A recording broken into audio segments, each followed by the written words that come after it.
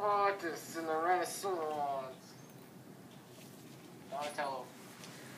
Donatello became famous for his creation of the David statue. The story behind David is a biblical hero who triumphed over his enemy under extraordinary circumstances. It is a very inspiring piece. It has been subject/focus of many works of art. Statues, painting, and frescoes.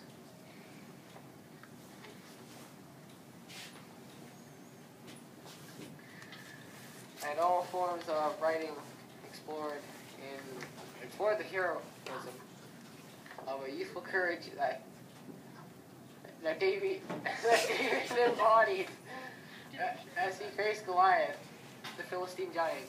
The David sculpture was a new angle for copper sculpting. Mary Magdalene's story is a real-life human being. It's actually pretty sad. She was a prostitute, which meant she was a woman of sin. She was mostly famous for her great beauty and long, flowing blonde hair. And she ended up meeting Jesus and became a follower of Christ. The no longer ending mark of a chapter in the Bible that says that Jesus has cast 7 demons from her. The 7 demons doesn't necessarily mean a form of sin, but could be referring to a complex illness. The rest of her background involves a lot to do with Christ and Christianity. Michelangelo. Like Donatello, Michelangelo also has a sculpture named David. He was inspired by art while he was going to grammar school. Michelangelo is mostly known for his sculpture. His skills in sculpting helped him become a good architect. Michelangelo had a passion for male beauty. This shows through his artwork. The sculpture David is based off the king of Israel between 1002 BC and 970 BC. Michelangelo was involved in the cathedral of Florence, and this made it easy for him to display his art, making him a very famous artist. Florence authorities had little hope of placing the Sixtine statuette at the entrance of the Lazio, replacing Donatello. Leonardo da Vinci, not DiCaprio. What was Leonardo famous for, you might ask? Well, Leonardo's most famous piece, the Mona Lisa, was revolutionary. It changed the entire art world in the Renaissance, and it's still a huge influence on artists today. It was what people call the exact definition of perfect. And yet, Leo always saw it as a work in progress, so it never made it to the commissioner. He kept the painting until he died, and it was later fought over and stolen by a lot of people. It is now kept in a museum in France behind bulletproof glass. I don't know, but I don't think I'd want to meet them. He was also famous for the painting, The Last Supper. The focus of this piece was the Last Supper that Christ had with his disciples. They are split up into clear groups, Christ in the middle, and the 12 disciples split up on either side of him. Also, did you know that Leonardo da Vinci came up with some of the first ever documents of human anatomy? He was extremely fascinated with how the human body works and what everything did and how it did it. There were notebooks full of this kind of research. He had a very wide field of interest. You know what's really cool and interesting? What? Leonardo wrote everything backwards. Even his letters were backwards. You would need a mirror to properly read his notebooks. Really? That's so cool! Yeah, I don't know anyone who does something as crazy as that. Botticelli. Botticelli is really famous for the Primavera, one of the most popular paintings in the West art.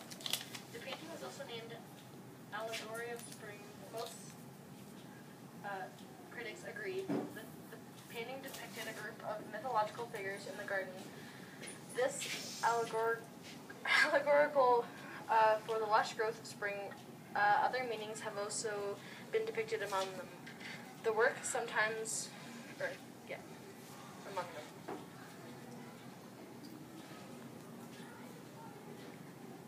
Yeah, that's really cool. He was a very mysterious person. Not much is really known about his background. Botticelli was, of course, famous for his art, but I bet he was known for someone else, for stuff back then as well. Art had a big effect on us. It gave people a wide variety on how to express themselves, and still hold the influence from back then today. Art in the Renaissance was changed dramatically by paintings. How did it change, you ask? Well, that's what we're going to tell you. You better like it. In the Renaissance, art used to be only focused around religion. Everything used to be 2D, as in no depth, and they looked stiff. And to add being flat, the proportions of people to people visible to scenery, and backgrounds were completely out of whack. For example, there's a painting where the Madonna Virgin, Mary, and the baby Christ were bigger than the rest of the people painted. Red ones surrounding them were smaller over the same size as baby. Oh my! Sorry about that. What part is Landscapes and portraits became Un momento.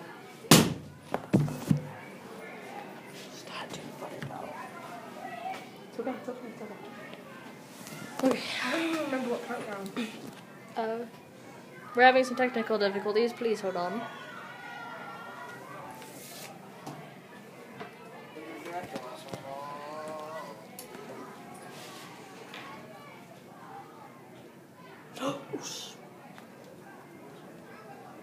Crap. Sorry about these technical difficulties. I blame society.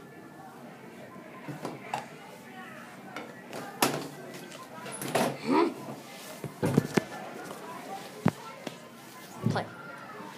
landscapes and portraits changed. Landscapes. They became realistic to the point where some people swear the eyes of the portraits were following. People painted and drawn after humanism was introduced started to show emotion and were looking more and more like real people.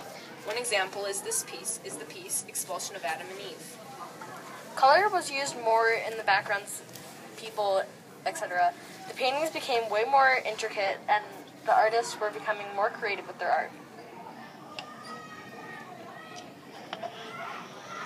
Some of the humanists' inspiration came from Islamic and Roman Greek writing and architecture. Lots of higher-class, wealthy people hired humanists as tutors for their People became way more interested in the world that was around them and focused less on the art afterlife. They believed that they were entitled to have joy and beauty in the life they had on earth. Oh my gosh, there's a bug on the ground! Like that. No, not exactly like that. You sure? Yes, I'm sure. Well, everybody else agrees with me, right? Not at all. Don't think so, sorry. Oh. Technically, you're not exactly right, but the people in the Renaissance really were fascinated by life. But then again, before us, there was many things different and lost to explore and learn. Yeah, for example, Leonardo da Vinci.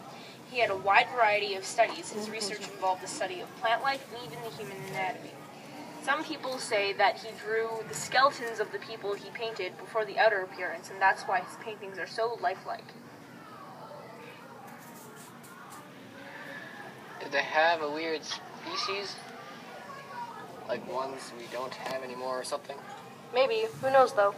Yeah, unless there was some sort of document about it, it's really hard for people of this era to know that kind of information. True, they probably don't have much about the world. I mean, they thought it was flat. They thought the world was flat for the longest time. And that if you sailed far enough, you'd fall off the edge of the earth. It's crazy ridiculous, man. We know better than that now.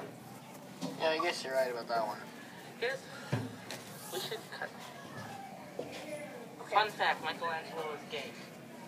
Wow, didn't expect that. Yeah, what a surprise. By the way, did you know that the first parachute was sketched out and planned by Leonardo da Vinci in the 1500s? Really? Yeah, the parachute is a super important aspect for air safety and air sports. And it's pretty hard to imagine something as modern as the parachute was actually invented 500 years ago. Without Leonardo's sketch, the parachute wouldn't even exist. That means no proper safety in air transportation, or in air sports, such as skydiving. Well, really, I don't want to think about a life without being to skydive. Wait, have you ever been skydiving? Maybe. Okay, guys, I think that's enough talk about skydiving. Hey, guys, I think I just realized something. What is it? I'm pretty sure you know. What? Oh yeah, you're totally right. I can't believe it took us this long to notice. Oh, I see it now. You guys are right. But there's one thing wrong that we only almost have all the ninja turtles. Oh, crap. Yeah. Wow. Shut up. Just restart. Okay, just go from here. What are you guys talking about? Do you even English? Wait, I think I know what you're talking about. Does it have something to do with the Ninja Turtles? Yeah, thank goodness you caught on. I thought it was totally obvious that that's what we were talking about. Oh, I see it. You guys are right. But there's one thing wrong. We only almost have all the Ninja Turtles. Who are we missing then? I need to think about that one. Oh yeah, Raphael. He's the one we're missing. Raphael, he got replaced with someone even better. Who did he get replaced by then? Botticelli. GG, my friend. And that is how the Ninja Turtles affected humanism in the Renaissance. That's not quite right. I am so confused. This has been Leonardo. Botticelli. Michelangelo. Donatello, peace out, homie. The end. Yeah. Everyone, just, yeah. Okay.